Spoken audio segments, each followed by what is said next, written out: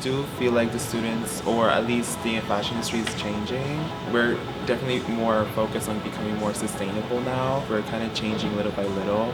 I do see from the students they're passionate about creating the project and also succeeding the challenge. They can carry on, through a lifetime as we become more mature designers. That each time we make a project, we always have that curiosity: how can I make this more sustainable?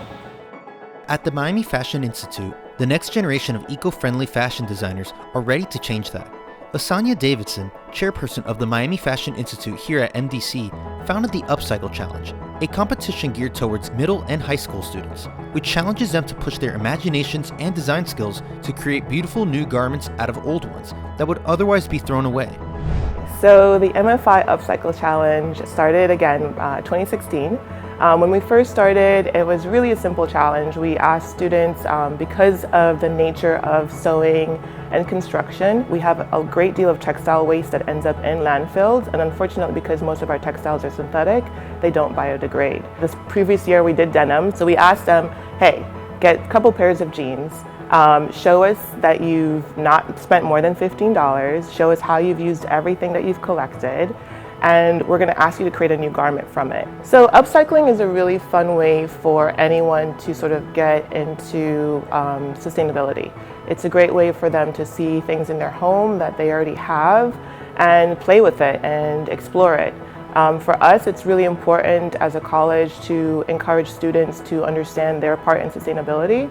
And for fashion, obviously, we have our portion in that. And really all they need is a sewing machine. And if they don't have that, they can also hand sew whatever they have. And it really is just a fun project for them to take apart something and reassemble it in a new format. And we've chosen outerwear because it actually requires them to understand technical knowledge as well as construction knowledge. So already you're thinking about a couple things. You're thinking about a specific garment that meets a specific function.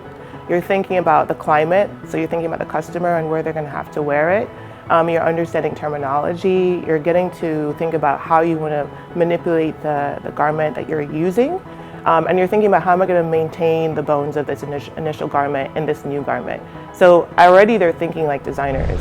At the day of the event, I definitely help the students that coming from high school and middle school with their projects. I'm backstage to kind of help them to kind of get their projects organized. My favorite part at MFI is definitely the connections I created here. The students here are very welcoming. The professors here are very willing to help and help you to develop your own creativity and develop your own work. So after even the class finishes, they're still here, they're able to help. Then we have free fabric, also free access to the machines here, and the sergers here. So some students that don't have a sewing machine at home, students are free to come here at the lab and use the sewing machines here until we close. The winners of the Upcycle Challenge will receive a professional sewing machine, a professional fashion design and illustration kit, and the grand prize of a full scholarship to the Miami Fashion Institute for an associate's degree in fashion merchandising or fashion design. Students are judged by a panel of fashion industry veterans who mentor and provide valuable advice to young designers. We had the opportunity to speak with Fade Zugra, a fashion industry expert who's had his collection showcased on New York Fashion Week and competed on the hit TV series Project Runway and Project Runway All-Stars, and got a sneak peek into his judging process. I do try to judge as they would be judged later on, but always with a kind word. And I always also try to provide constructive criticism, which is so important. Definitely last year's winner, Luna Cardana. She was really good. Not only did her creation look current and sellable, it was also clever and unconventional. So she made a jacket that could be extended into a coat. That extension could also turn into a bag.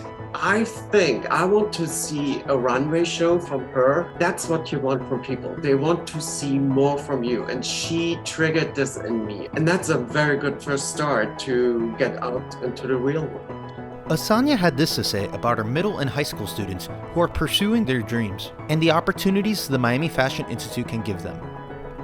One of the reasons we created the competition and have expanded it the way that we have and have created, the rules and the rubrics that we have for it is we really want them to understand that there are lots of people that are very passionate about this area, but they really don't know as much about it as they think they do. The challenge is really shows on one piece of the industry, but hopefully in the process of doing the project, they're discovering other pieces of it that they didn't really think about before.